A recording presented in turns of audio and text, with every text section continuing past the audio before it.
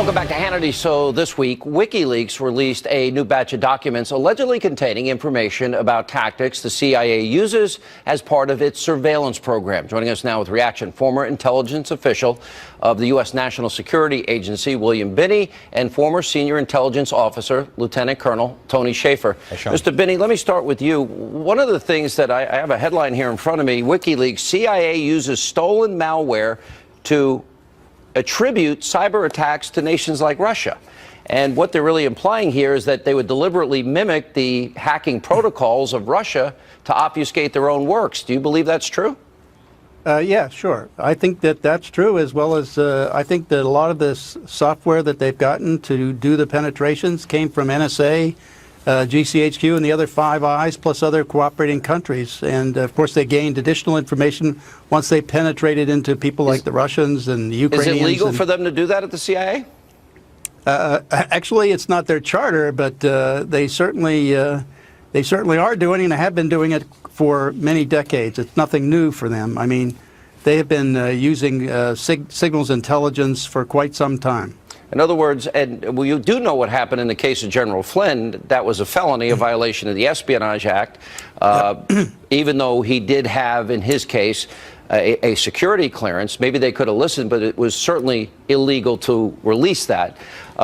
Colonel Shaffer, what is your take on all of this? And when the intelligence community, and I'm sure it's just a few people, I have great faith in our intelligence services, and what they do is really dangerous and important. Precisely. But if they're leaking information on Americans and using techniques that could possibly spy through our TVs and not allow full encryption of our phones, that's somewhat troubling to me.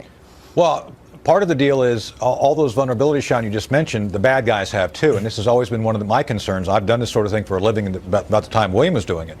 My concern when I was on the inside is these people, our intelligence agencies, have huge technology and huge power. So that power must be used ethically and focused on the adversary only. What you've seen here, as you pointed out, Sean, it was used against one of our own. Lieutenant General Mike Flynn is a friend of mine. So I first, on a personal level, I think it's horrendous. On a legal level, it needs to be prosecuted. Yeah. So I think we have to understand it's good that we understand these things. It's good we have people who understand the tools, but how you use those tools ethically, legally, and morally is hugely important. Colonel, if the CIA, in fact, WikiLeaks, now, they have a track record. They've not been wrong in all their years of existence. Right. They've not been proven wrong one time.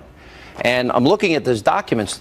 I guess the most frightening thing, if you're in the government, is they release less than 1% of the information they say they have. Right. And they're talking about more powerful surveillance techniques than even the NSA, without checks and balances. Correct. The fact that they build a cyber attack arsenal, that $100 billion came from the Obama years, and that it implies that every single electronic device they are capable of hacking and spying through, and even turning TVs into listening devices. Do you believe that? Do you think the CIA has that capability? And if they do, if there's no check and balance, doesn't that mean we're all potentially subject to living in a police state where the government at will can spy on whoever they want, bribe, blackmail, do whatever they want with that? That's scary. That is a danger of having this, and unfortunately, Sean, this is one of those few times I cannot comment on what you're asking me. I used to do this for a living.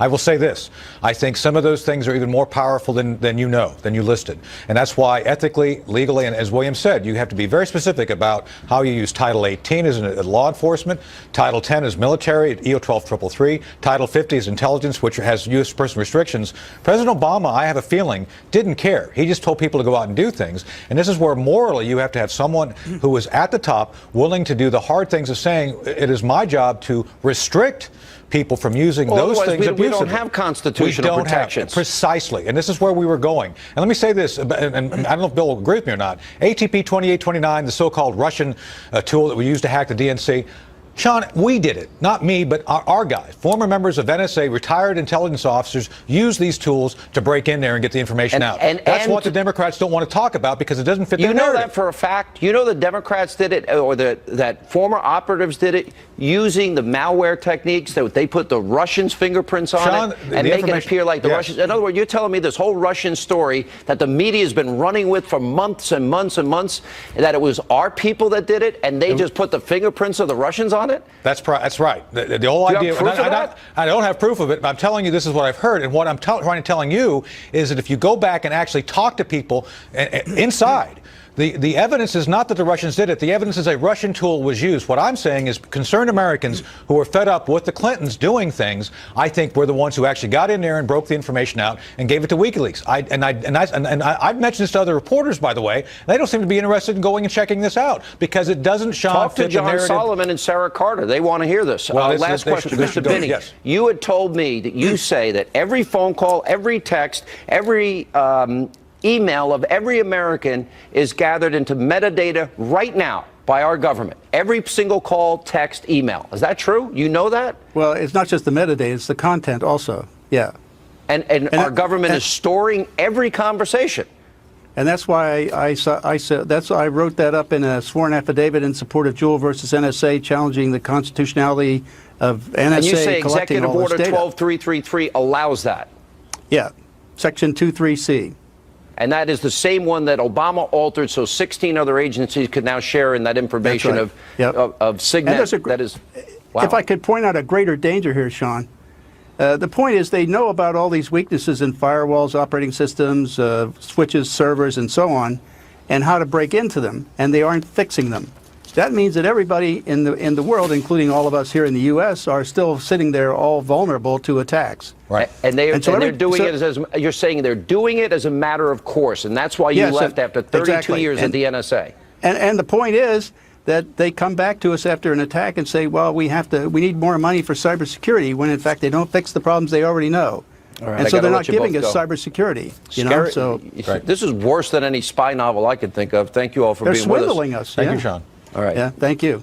And coming up, Wall Street Journal reporting that President Obama is, quote, furious with President Trump, but shouldn't it really be the other way around? We'll play you many of the nasty comments that Obama has said about Trump and get reaction from Michelle Malkin next. And welcome back to Hannity. So the Wall Street Journal reported today that President Obama is furious with President Trump. Shouldn't it be the other way around? The article also notes that Trump reached out to Obama after his inauguration to thank him for the handwritten note that that Obama left, and he never returned his call. Now, the unreturned gesture is hardly surprising, given the downright nasty things Obama said about Trump during the campaign season. Take a look. He's insecure enough that he pumps himself up by putting other people down. He doesn't care much about the basic values that we try to impart to our kids. If your closest advisors don't trust you to tweet, how can you trust them with the nuclear codes? You can't do it. If you accept the support of Klan sympathizers before you are president, you will accept their support after you're president. Joining us now with reaction, the host of Michelle Malkin Investigates on CRTV.com, Michelle Malkin. And starting today, by the way, new episodes of her program are available. Okay, so he supports the protesters, the snowflakes out there protesting. He said horrible things about him on the campaign, doesn't return a phone call. If I'm Trump, I'm like, who cares what he thinks at this point? That's how President Trump should feel about this nasty man who will not leave the Beltway. But this is a lesson, unfortunately, that too many establishment Republicans have not learned over the years. And that is when Democrats pretend to give you an olive branch, they're not actually making a signal or gesture at working together. What they're going to do is snatch that olive branch back and beat you over the heads with it, because that's what Democrats do. All right. Isn't it time, really, all these holdovers? There are over 500 people that need to be confirmed by the Senate. And we only got Ben Carson and Rick Perry last week. Isn't it time every Obama holdover needs to be shown the door?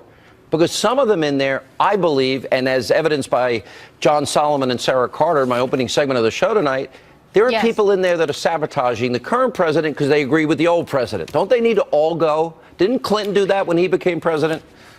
Absolutely, he did. And they applied every ideological and political partisan litmus test under the sun to do it. Why shouldn't the Trump administration play by the same rules? And in fact, in many cases there are. It's just going to take a long time. I mean, they've got to drain the swamp and clean house in every crack and crevice of the federal bureaucracy. And of course, it's most urgent and exigent in the Justice Department, the Department of Absolutely. Defense.